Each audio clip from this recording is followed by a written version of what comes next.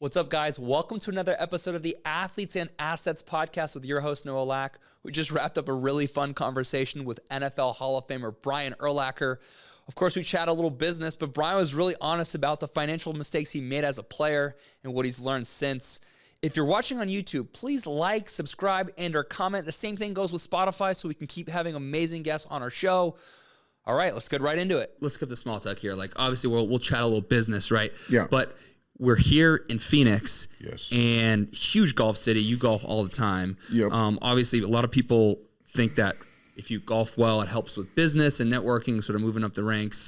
We can chat about that. But I'm actually curious, on a scale of Charles Barkley, Steph Curry, like, where's your golf game at? Chuck's not that bad anymore. Oh, he's not? He's gotten better. He's still not good. So my handicap is 3. Okay. So I play in that event in Tahoe every year. Those guys play in. I've been up there like 15, 17 years. Oh, man, I've wanted to go to that event so badly. It's a blast. I mean, a ton of people from San Fran, Sacramento come over because it's right there. Oh, I got to go this year. We may go. It's a blast. Are you going to go this year? Yep. Okay. I'm going, and the weather's great. But yeah, I play, like you said, the connection between business and golf is huge. So my business partner, we have a landscape company.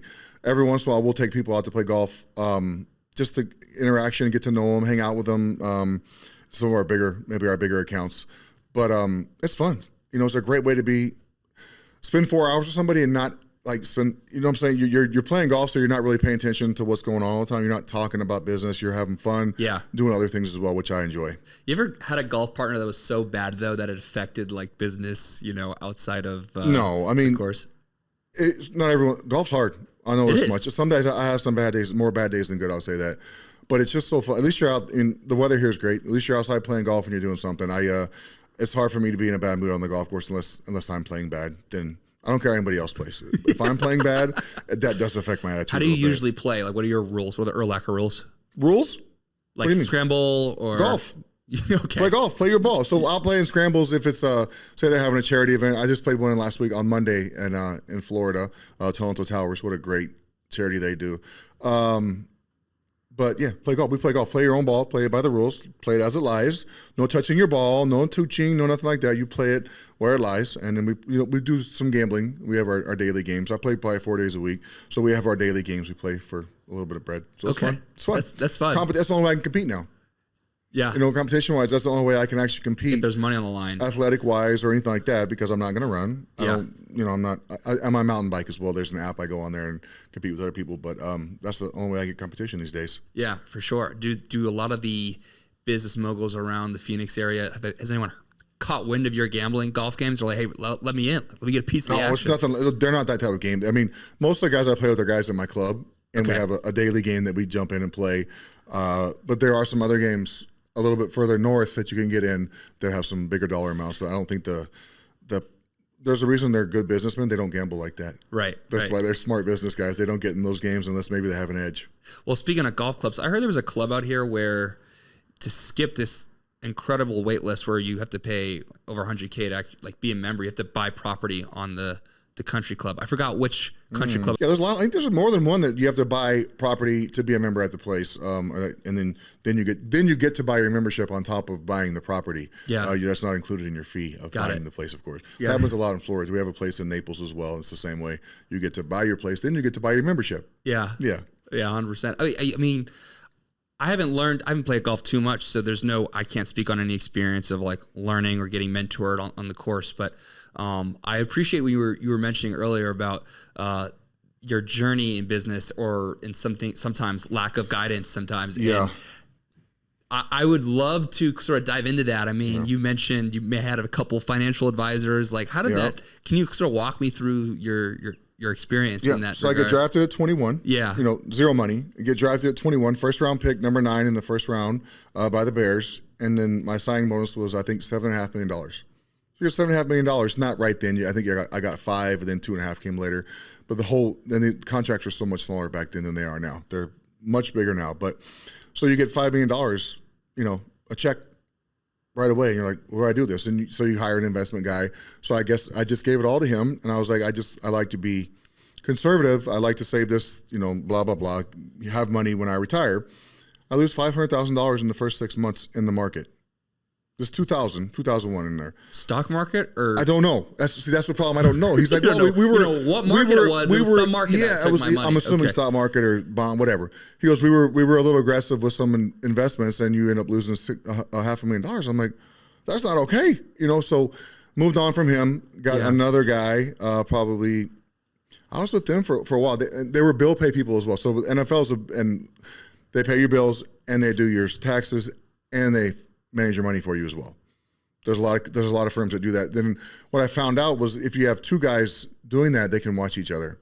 That way, one guy's not doing something. That little checks and balances. Yeah, action. so I didn't do that till later on. But after the second guy, they had an insurance, their own insurance like investment thing. It was so great that they put all of that was like their number one investment thing for their clients. Well, it was their fund. Got it. So it was. I ended up getting all my money back out of that too. But I had to sign was it NDA or whatever? Yeah, whatever it is. I had to sign one of those, so I couldn't say anything about it. It's just there's some shady stuff going on, and as a athlete, you don't know. I mean, they're all confirmed by the NFL. All those people were okay by the NFL. They're all okay because you can call and check on. There's a number you can call as a player and say, hey, are these guys verified by the NFL? And they say, yep, they're good. So then, but I'm not sure if they still are now. But the first guy didn't do anything wrong. But I lost a lot of money. I was very frustrated. Sure. It was a little more risky than I wanted to be. Yeah. And the second guys were doing some stuff that I didn't really agree with. Yeah. And the insurance thing and their own fund was every player they had was in their fund. So. And then the third guy comes along. Third guy was with for a really long time. Did a good job, and then we had some differences there at the end. Nothing illegal or nothing bad. Just sure. We separated. Now I'm my own financial advisor. You're your own financial advisor. I'm my own financial advisor now. Wow. Yeah. Learn through the fire. Right? Well, I have my 401k and all that stuff separate with the bank and everything. Yeah. It's cool now. I finally figured out how to look at my 401k every day on my app, one of those cool apps we talked about. Yep. So I check that every day, but I really try to stay out of. I'm just not smart enough. I'm not saying I'm dumb. I'm just not. I don't know the ins and outs of investing and how the market works, and I know it's going to go up and down. As long as it's more up than down in the end for me, I'm good. In hindsight, was there anything you would have changed in your career to like mitigate these losses, or do you think it would have? If I could give myself, I would have told myself, find a way to make money while you're playing, not playing football. Does that make sense? Business wise, or get an income that doesn't come strictly from football, whether it's appearances or just get something, preferably a business that makes you money while you're playing. Because that way, when you finish and those checks aren't coming in anymore, you still have an income. Right. Because when you retire, those checks stop immediately. You don't get the checks anymore. So it would be nice to still have it. I mean, we were okay, obviously, but just still have an income coming in while right when you retire. So we can't change the past, but your thoughts on if you actually went the route of being your own financial advisor and actually getting into the landscape company with your business partner who already runs most of it anyways while you were playing. Yeah. That would have been great. That would have been it would have been awesome because the write-offs that you can get from owning your business or doing 100%. Are amazing. And when I played, I didn't have any write-offs. I was so nervous to do anything because I didn't want to get in trouble with IRS. I was so nervous to write stuff off, so I just paid everything, never wrote, because you can write your car for driving back and forth to work every day. Car. You suits when you travel. Urlacher LLC. Yeah, I have one of those, not Urlacher, but there's a lot of things that I could have done that I did not do, but I'm finally figuring out. Now we have a new guy now who's unbelievable, who helps us with our taxes and stuff like that. But I just never knew, and it wasn't recommended to me or suggested to me to be able to write stuff off, so I didn't do it. Yeah. But now my wife's really good about that stuff too. She's a monster. She gets after it. She's on top of all that stuff. Were you it seemed like you were probably a frugal guy over your career, or did you like to spend on? Oh, I like to spend. Okay. I was not frugal. Oh, okay. No, I was opposite of frugal. Okay. I enjoyed making that type of money. It was fun. What was like a ridiculous expense that we can laugh about? Oh, geez. Well, I'm a dumbass. So I bought 3 Mercedes in 3 consecutive years. And they're all basically the same car. So you wanted the 07, 08, and when 09 came around, you wanted that one? Yeah, they were all different cars. Like I got the S600 first, then I bought the SL55, then I bought the CL65. So one's a 4-door, one's a 2-door, and one's a coupe. But there's no reason to have that many cars. Well, when you bought the second one and third one, what'd you do with the others? I kept them. So you just didn't make any more sense. Garage space. Made no sense. So what I would do is, we used to get money, these checks in the mail 3 times, the quarterly checks from the NFL for jersey sales. So my first one, or second or third, was like $200-something thousand. I was like, whoa! So I went and bought a Mercedes. So what I did was whenever I got those checks every 3-4 months or whatever they were, I'd go buy a different car. Wow. Okay. Yeah, not smart. That's not a great investment though. Property wise, I've done pretty well investment wise, except one property in Chicago I didn't do too well on. But I was very most of the property success has come recently, which is good. Yeah, big Mercedes guy. I thought they were really cool back in the day. What do you drive now? Raptor R. Okay. My favorite car of all time. Nice. That's my third Raptor. I love them. Who would win in a race? That newest Mercedes or this Raptor? The Mercedes. Any other Mercedes would have won in a race. Okay. The Raptor's got some balls, but it's not quite the same as the Mercedes are different. Yeah. Okay. Yeah, they got that sports car speed. So you think you would have been better off without a financial advisor given your spending habits? No, I definitely needed, the easiest thing is the bill pay part of it. Right. So your guy does all your bill pay for you. He comes right out of your account. So they're paying your mortgages, your car payments if you have one, child support if you have child support, any bills you have just goes to them. So you don't have to worry about it. You're just living, you don't see, you have your personal account and then everything else goes in a different account. So you don't really see what's going on and you just know that your bills are paid. Sure. Yeah. Sorry, go ahead. When it start to realize is when you retire and that's still going on, but you don't have that money coming into that account anymore. The same amount of money that you had when you played is a little different because you have to change your spending habits or you should change them towards the end of your career if you think you're getting to the end, or just not spend as much. That's easy as well.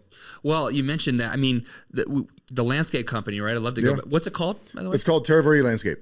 One more time. Terra Verde Landscape. Terra Verde Landscape. Yeah. Small businesses. We love small businesses that crush. What do you know about the landscaping industry now that surprised you before you got into it? It's amazing how much the equipment deteriorates and how much like a lawnmower. We're buying lawnmowers every 6 months, brand new lawnmowers, 10, 15 of them every 6 months, every year, because they're mowing every day. They're mowing these properties every day, and we do just commercial. So it's all big properties, but they'll spend 2 days at one property mowing the whole property for two. It's crazy how big these properties are. This company's based here? It's here. Yeah. What are you mowing? It's like all cactus and gravel. No, there is some nice residential areas. It's HOAs. How about most of the HOAs and all the areas in there? But they'll spend 2 days at an area mowing and weed eating and all that stuff. So growing up, I was a landscaper. I mowed yards in the summer.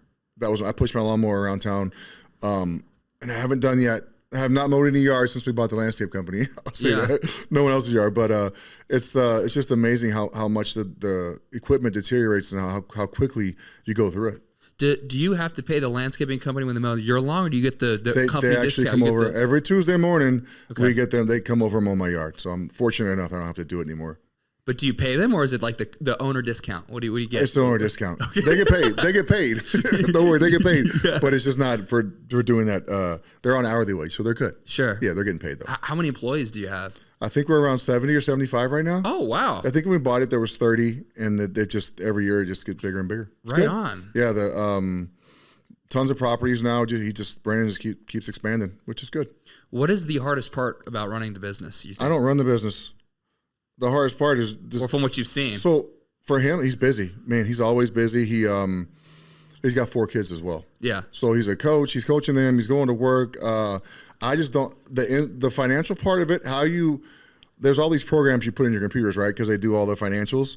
He sends them to me. I'm like, awesome. Where's the bottom line? All I care about is the bottom number, right? But there's so many just lines there of stuff I don't understand, and I probably could if I got into it, but the want to is not there. Sure. But he is a busy dude. He's always doing something for work. And then his guys kids practice all day long too. So he's going. What do you think is what's your best entrepreneurial quality? I would say the fun guy. How about that? To go out and entertain, stuff like that, playing golf, going to dinner, stuff like that. That's my best aspect. The other stuff is not my thing. Man, I believe it. I don't lay the law down. Brandon, the guy who runs it with me, he lays the law down, and my wife lays it all down at my house if there's something wrong with the yard. You're a good cop. That's it. Well, I just don't. It's not that big. That's your skill set. You're a good cop. I'm a good cop. Yeah, that's your skill set. It's not that big of a deal to me. But if they mess up, it's if they're screw ups, they're minor to me. But I understand how they can mean more to somebody else. 100%. But to me, they're minor. But they don't screw up in my house. They do a good job. For sure. Yeah, every house they do a good job. Sorry. Yeah. Yeah. Get that out there. But everyone needs a good cop. We can't underestimate this role. That's right. I'm the good cop. Brandon's the lay the law down guy, and so is my wife. Yeah, no doubt. I'm not that guy. Yeah, switching over to the brand side, I'd love to talk about how you've leaned into this whole hair restoration industry. Your partnership with Restore Health, I think that's obviously super cool. Yep. Let's get to I need a haircut. That's why I wore a hat today. You look good. It looks okay. It's just a little long for me. I'm a little overdue for a haircut. I'll leave it off for a minute. No, it looks good. We're gonna put it back on because it's a little. I don't like it this long. You don't like it this long?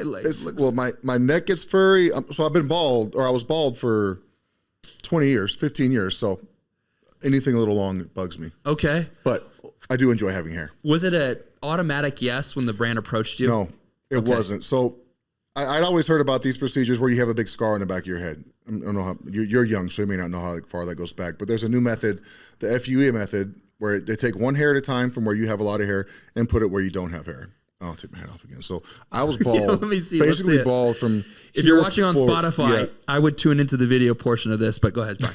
I was bald from here forward, basically. So I shaved all my, I got made fun of in the locker room, so I shaved my head. It was easier that way. And I had a buddy, the owner approached us, was like, hey, would you be willing to, I was like, ugh. Well, the good thing was if I got the procedure done and I didn't like it, how I looked with hair, I could still shave my head and you would never know I had the procedure done. Yeah. Because there's no scars, because they just take one hair at a time and put it where you don't have hair. It's called, I call it just moving them around. That's all I do. Just move them around and put them where they, that's all they do. Relocation. Hair relocation. Yeah, absolutely. And when they put them in, they don't fall out. Wherever they put hair in, you'll have hair forever. But, so my buddy got it done. He said it was simple. So I was like, I'll try it, man, let's do it. So I did it. And like I said, I could still shave my head if I wanted to, because you would never know. But I was driving through a Chick-fil-A one day, and this is after my hair started growing out, and this young lady was serving me. She's like, wow, your hair, you look really young with your hair. I was like, thank you. Keeping the hair. I was like, there it is. Didn't matter what my wife. Validation needed. That was it. My kids didn't mind it. They've seen me bald forever. So they're like, oh, it was adjustment for everyone in my family because I'd been bald for so long. For sure. Wifey liked it, so I'm good. I was referring to Restore. I mean, when they approached you with the partnership. Oh, I thought you meant the procedure. Well, both. Yeah. Well, like I said, if I liked the procedure going forward, I would partner with him. If I didn't like the way my hair looked, then I was not going to do it. Okay. That was my stipulation on doing that or not. They approached you when you were bald? Yes. Well, so just think. So this is the company. I'm sorry. This is the company that actually helped you get hair. Yeah, and restore my hair. I thought it was a separate grooming kit. Apologies. Oh no, restored they did the whole procedure. Yeah, it was. Yeah. They approached me about getting the procedure done so I could have hair, and I've been bald. Like my whole NFL career, I was bald. You looked in the mirror. Oh, we're shooting a commercial. Yeah, no doubt. I was like, this is a good hair day. Yeah. But yeah, and then like I said, there's no scars. If I didn't like it, I could still shave my head. Yeah. And you would never know. So not a big deal. No, that's great. Yeah. That's great. I love it. I love the organic brand partnership. It's amazing how many people care about their hair. Men. I had no idea. I never cared. I was bald. I was happy being bald. I probably wouldn't care now. But it's amazing how many men care about. I got calls when we went public with it. Man, I had 100 messages from friends like, "Hey, what's that procedure like? Does it really work? What do you do?" It's amazing how many people care about that. They giving you equity in this company? I mean, we're doing okay. Yeah, they're doing a good job. They've been very fair with me. It's a great company. The guys who run it do a good job. Great marketing. If you go to Chicago, there's billboards everywhere of me. I don't need to see a billboard. I'm just talking to you right now as like the slogans. There's little funny sayings on the thing, like O'Hare Airport, OHAIR Hairport.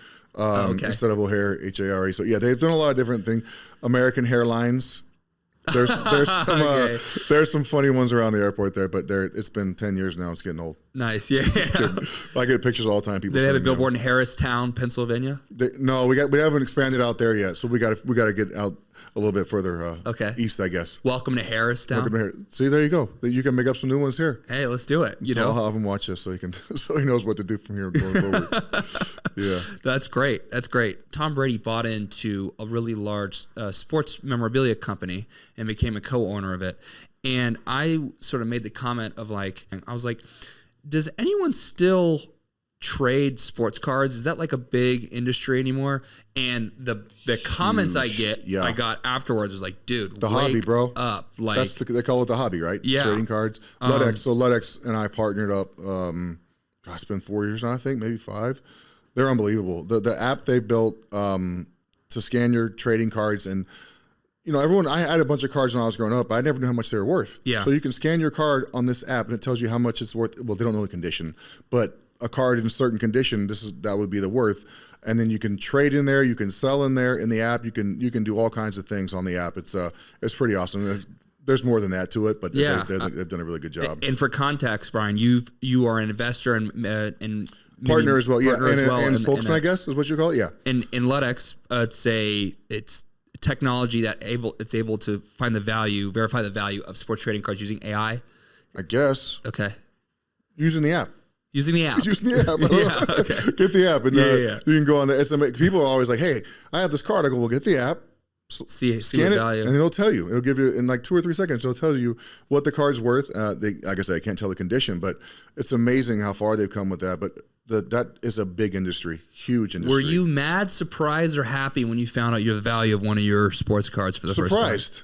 Okay. There's some that are really good, and some I was like, oh, I thought I'd be more than that. So I guess both. You know, it's. You ever got mad that a teammate's value was worth more? Like, hey, dude, like my card's worth more. What nah, is it? I'm not. The technology's broken here. Good for them. No, I think it's good. It's just that's such a big hobby, or such a big, like, people love that. When I go to card shows sometimes. It's amazing how many people are there, and they got their boxes of cards. They're walking around trading. They're selling them. It is a big deal. Do you still, like you personally, still wheel and deals cards? I do not anymore. No, your kids or no, okay. They don't. Man, my son's not into it. My daughters don't really care about it either. So no, none of it. I'm surprised, and maybe I'm speaking out too much here, that Fanatics hasn't acquired, you know, a Ludex, right? You know, thinking about these sports memorabilia companies. I don't know how that works. I know Fanatics is huge. They do some. They're pretty much in everything, right? And they're starting to do cards. I think coming up here if they haven't already. But maybe they're in the same field. I have no idea how that works. But well, that'd be good for you being if an acquisition. Investment wise, it would be good for everyone who invested. Yeah, but they're growing though. They're doing all these card shows. They're headlining the Chicago Sports Show, I think, coming up pretty soon. So they're doing a good job. Brian's done a good job with that. Yeah. And I met the owner, by the way, 2009 or so. Brian Ludden's his name, but Ludex is what he calls the app. Met him at a Bear Scare Gala a long time ago, and then he approached me about this. We remain buddies, fishing buddies. He goes fishing with me every once in a while down in Florida. But good guy. He's done a really good job with the business. You know him that's a long time before 2009, making that investment. Yeah, and then I think 18 or 19 is when or maybe even 20. I'm not good at remembering the years, but somewhere around there he asked me if I'd like to partner up about this thing. Do you feel like time is important for you before making an investment in a company, or is it other criteria you Trusting someone is a big deal for me. Brian, I knew a lot about. I've been around him a bunch, you know, with what I went through financially wise, investing, stuff like that, changing guys. It's and I try not to put a lot of money in things anymore. I feel like I've learned my lesson, what not to do. And everyone's got a great idea. Until your money's gone. And they go, oh, well, it didn't work. Oh, yeah. Thanks. Hey, we got a good idea here. I got a great idea for you. It's just a can't miss idea. Everyone's got those, right? It's just none of them ever work out. But yeah, so I think trusting someone and the personal relationship is a big deal when you do something like that. I've heard from multiple sources, coincidentally, over the past couple weeks about multiple athletes having sort of similar issues or getting fleeced with a new deal, or their company working with someone who, you know, maybe they thought they had the right intentions. It didn't work out for them. And so I totally get it why the top athletes have trust issues. I totally get it. Yeah. However, to be successful in business and to be able to expand your portfolio, you're going to have to trust someone. You can't do it all by yourself. How is it for you with what you've gone through with your financial advisors, building trust post-career with people in different industries and your business partners? Well, a lot of them already been your friends, right? Yep. So is that the trust factor there? How did you work to build that sort of trust muscle back?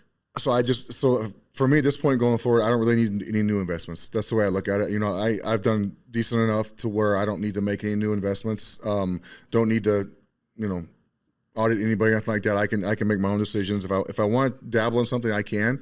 And obviously the trust is a big deal there. It's going to be someone that I know, someone I've dealt with before. But going forward, I've pretty much made my mind up that I'm not going to do anything new unless it's my own thing, or, you know, who knows if a really good something comes in front of me, I'll look at it. But from this point going forward, it doesn't make sense to me. What about when you were fresh out of retirement? Yeah, that's a good question. like I said, there's always stuff that comes across. You get an email. You look at this. I always say, I'll just give it to my financial guy. That was my out, right? And then you give it to him, and he's like, "This is not good for you," and you don't do it. So when I was fresh out, it's been 13 years now since I retired, maybe 14. Yeah. So I didn't do anything right away. I know that much. I just kind of sat on what I had. And then we did the landscape company 2 years later, or maybe, 2 years after I retired, we bought the landscape company. And then LUTX and then Restore started falling into Restore was 3 years after I retired. So you might have bought new clubs when you retired, I've bought a lot of new clubs since I retired, yes. Because they don't work.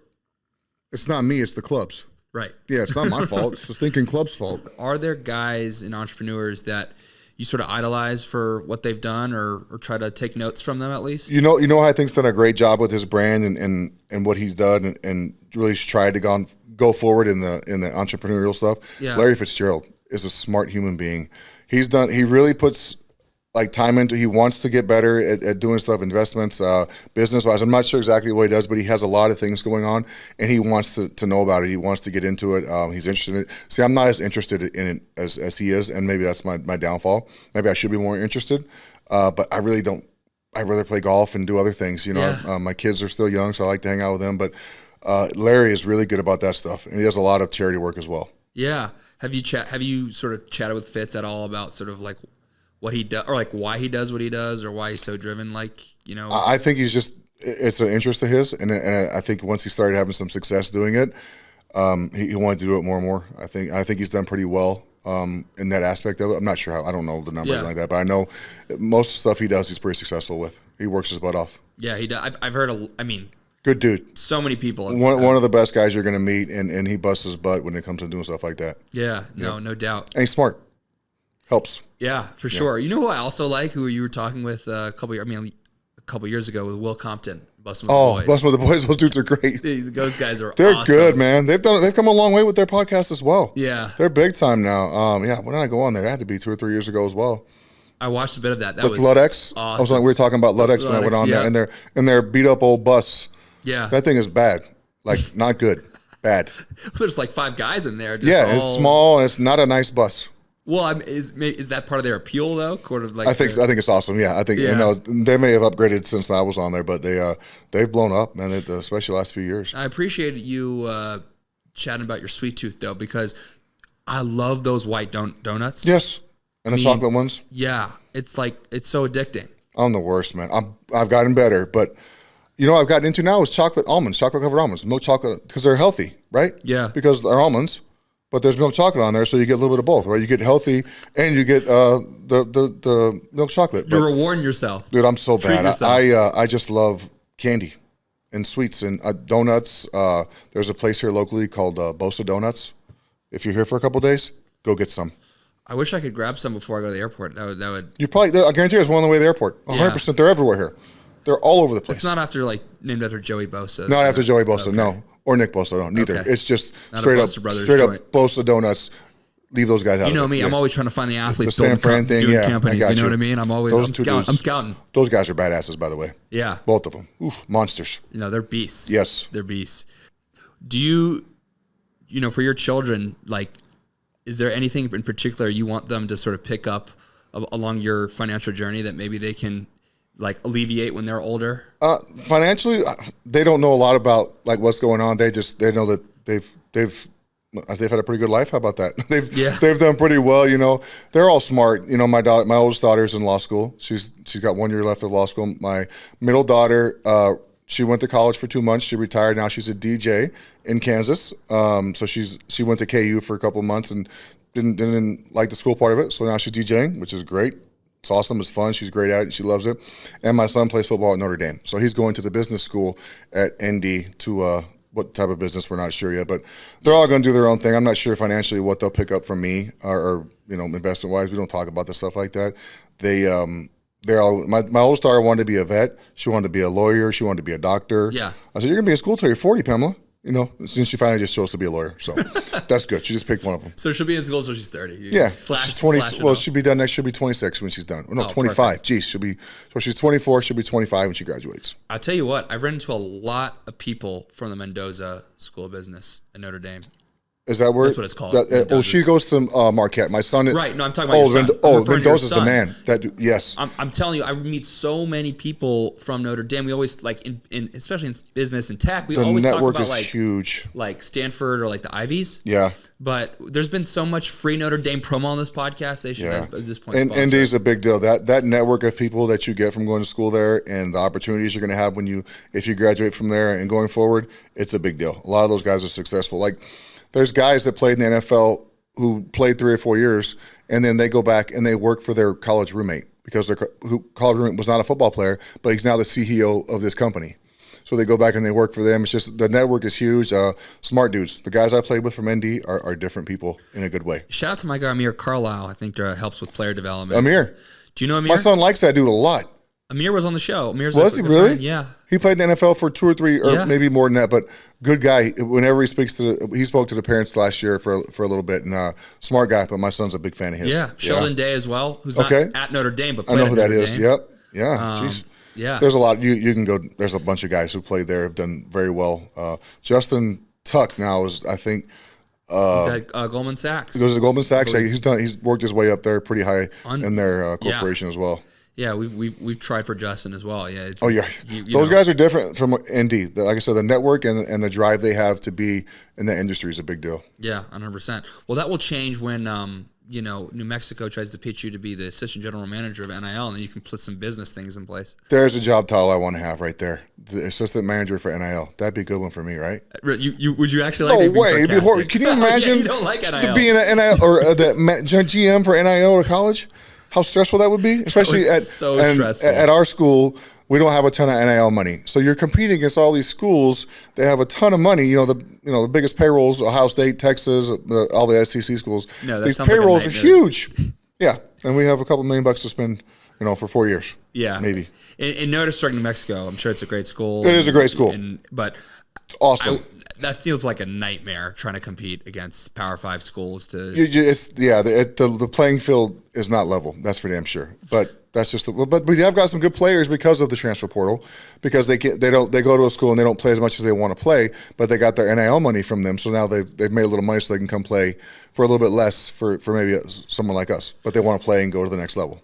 In all seriousness, have they tapped into you post NIL and be like, "Hey, Brian, we need help with the program"? They have not. I mean, I gave some money right away when I got drafted to help build the indoor facility, but nothing since then. But that was way pre NIL. That was 2000, 2001. So. But now have you seen like Steph Curry's technically an assistant general manager at Davidson. Mm-hmm. Trae Young for the Atlanta Hawks is assistant general manager at Oklahoma. It's for basketball, but like Andrew Luck went back to Stanford. Yeah, he's the actual GM for the football team, He's like the GM right? for the football team. Yeah, I have no desire to do that. Yeah. My kids take up a lot of my time when I'm not golfing or whatever. I'd rather just hang out with them than go into doing something else for try and get some kids to go to my school, if that makes sense. 100%. Yeah, it's different. You think the solution for this NIL craziness is to limit immediate transferring? I don't know if there's a solution. I don't know if it's gonna fix anything, but I feel like if you can transfer, no problem. But when I was in school, you transferred, you sat out a year no matter what. You had to sit out a year. You could take the NIL money, whatever, but I think guys are going to be less motivated to transfer if they have to sit out a year. The money's the big part of it. I know that, but the schools aren't going to want to, if they're going to sit out a year, they're going to want to offer them money anyway. They're going to want someone maybe one of their guys in house that can fill that position. So it's gone so far. I love that the kids are getting paid. I think they earn it. The NCAA makes so much money off of these kids. And I know they're not paying the NIL, but these kids deserve. A lot of them came from nothing, and this may be the most money they're ever going to make. No, 100%, 100%. Before we get out of here, Brian, do you have any advice to up and coming athletes and younger professional athletes about sort of, if there's one key thing you could give to an athlete about financial future and this stuff, what would you say? So for me, like when you retire from your sport, the checks don't come in anymore. Just in case you didn't know that, the day you retire, you don't get any more checks. Or actually, the season, that last check you play that season, that game is the last check you get. I wish I would have done something investment wise or business wise while I was playing to give me an alternate income other than football. Because I do appearances, I do stuff like that, but to have an income, a consistent income other than football would have been helpful, because when you retire, like I said, the income stops. Yeah. Then you have to change your lifestyle, and necessarily, obviously, but it's it would have been nice to just have that consistent income other than football when I retired. And I would tell guys, it's hard to do because you have to find something that you're successful at. You know, you have to be business-wise. You have to probably get in with the right group, find the right people to help you in that direction. But I wish I'd have been better at maybe, because when you're playing, you have plenty of money to try and invest in something that's going to make some money in the future. I waited till after I retired to do that with the landscape company and restore and stuff like that. But, you know, you live and you learn. I would argue, and I would argue it was tougher when you were playing because one, now guys are getting paid more, but two, the attitude and the culture, it probably been a little more taboo for you to have your own sort of real estate investment shop while playing, because they would have said Urlacher's not focused. These days, it's a lot more acceptable. It's pushed now. These guys do other things and they're applauded for it. They should be. You know, you want to be diversified and be able to go out there and do different things. You know. And now with social media and everything, there's so many opportunities for guys to go out there and do things. But yeah, I just wish I would have known or had maybe the drive to do something like that when I was playing. Yeah, no doubt. Well, hey, appreciate you joining us. Yeah, it's fun. Thank you. Yeah, thank you so much. Thank you.